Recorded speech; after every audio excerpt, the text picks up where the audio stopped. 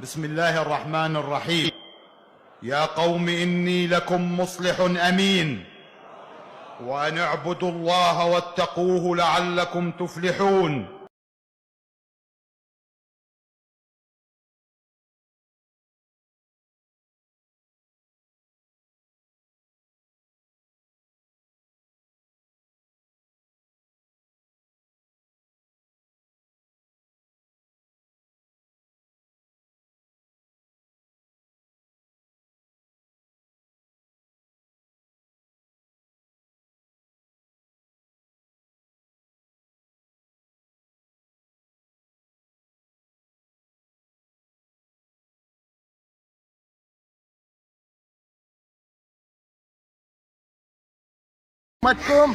هذا العلم فقط يمثل المسلمين، لا يمثل جميع القوميات والطوائف.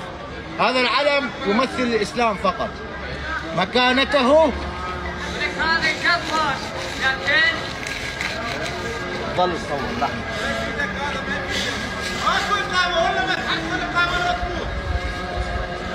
هذا خامنائي كبيركم كبير المجرمين.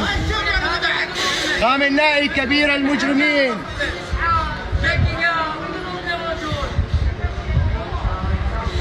هذا يشرفكم شرف نعم نجيب بعد اكو صور بعد. في سميري هذا مقتدى الصدر الميليشياوي الملطخة يده بدماء العراقيين، والذي اقتحم سفارة السويد اليوم وتم إضرام النار بها فقط لأنهم همج، فقط لأنهم لا يعرفون معنى حرية التعبير. هذا مقتدى السطر، هذا الميليشياوي. ولكن انت وين مشكلتك؟ ويا القرآن ويا دول الناس، وين وين؟ ان شاء الله تقبل.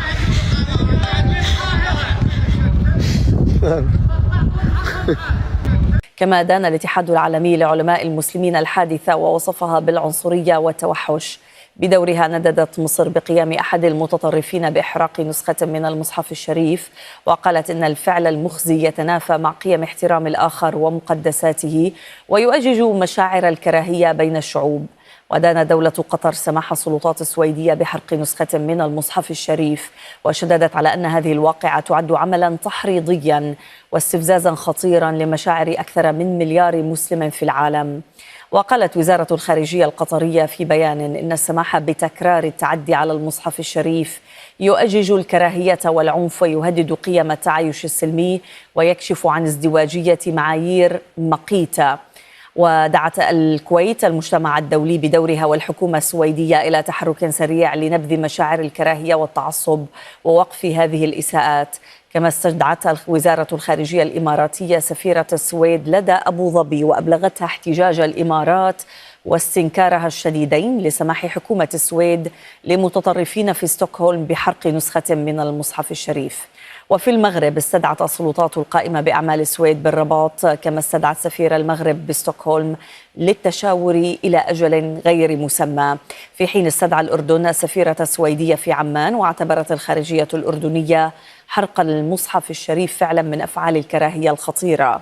أدانت دول عربية جريمة حرق نسخة من المصحف الشريف في السويد مصر، وفي بيان رسمي اعتبرت وزارة خارجيتها أن الواقعة فعل مخز يستفز مشاعر المسلمين في أول أيام عيد الأضحى ويؤجج مشاعر الكراهية بين الشعوب.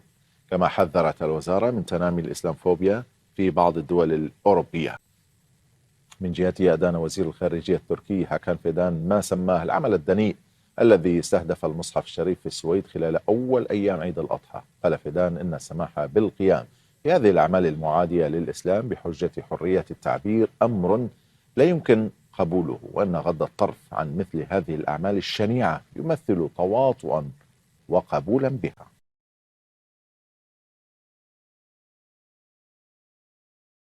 ماذا تفعلون ب1200 رواية في تحريف القرآن؟ بينك وبين الله احنا يا مطلب عندنا بعد ب1200 رواية، حتى الغدير ماكو ب1200 رواية. بعد لماذا أنتم ما تقبلون بتحريف القرآن؟ وليش ما تصيرون أتباع منه؟ المحدث النوري الذي قال شنو؟ بتحريف. لماذا؟ لا أقل 200 رواية منها معتبرة سندا، 200 رواية، مو رواية وروايتين و20. الشيخ هادي معرفة رحمة الله تعالى عليه، اقرأوا له كتابه في تحريف القرآن، يقول 200 رواية، ذني بعد ما نقدر نسوي له شيء. هذا قرآن كريم سقط منه قرآن كثير. عندما سقط منا قرآن كثير لا ينفي كون المتبقي قرآن. بعد الإسقاطات التي سقطت من القرآن الكريم فيها كثير من الإشارات. بعد قراءتنا قراءة ناصبية ليست قراءة أهل البيت للقرآن. ترتيب القرآن هذا مو صحيح. كل من لا يعتقد بتحريف القرآن كافر منحرف عن آل محمد عليه السلام. كافر كافر كافر كافر كافر عن.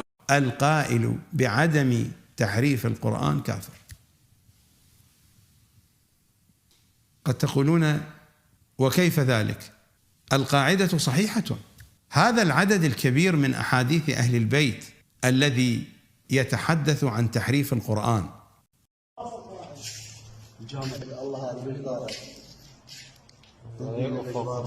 تعال جيب انا صور، جيبه جيب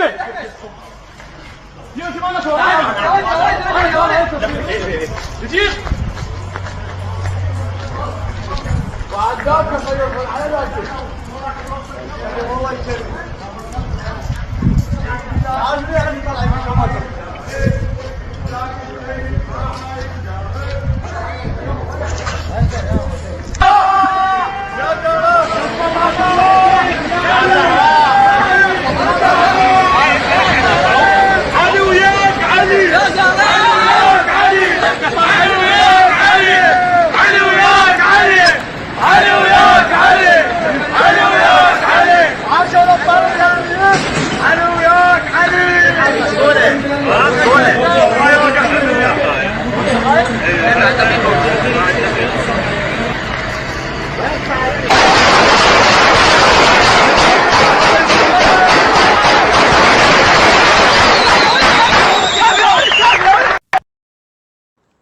إلى المجرم سلوان الذي أحرق كتاب الله المجيد، نقول لك فعلك هذا ما يزيدنا إلا همة وتمسكا بكتاب الله.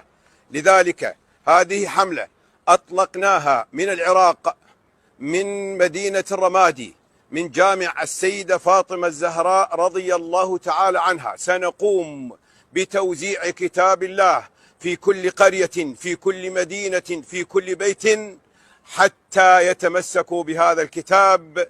فقولك وأفعالك لا تزيدنا إلا حبا بكتابنا، فتعالوا معنا.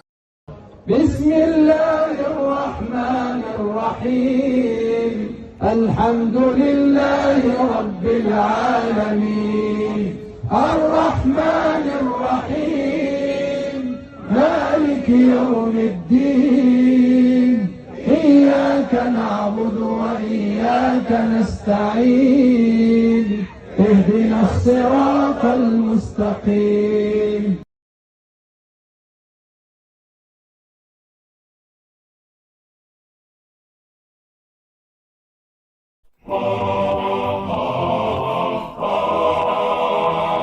حرقوا كتاب الله، هدموا بيت الله. حرقوا كتاب الله، هدموا بيت الله. لله شكوانا، الرب مولانا، لله شكوانا، الرب مولانا.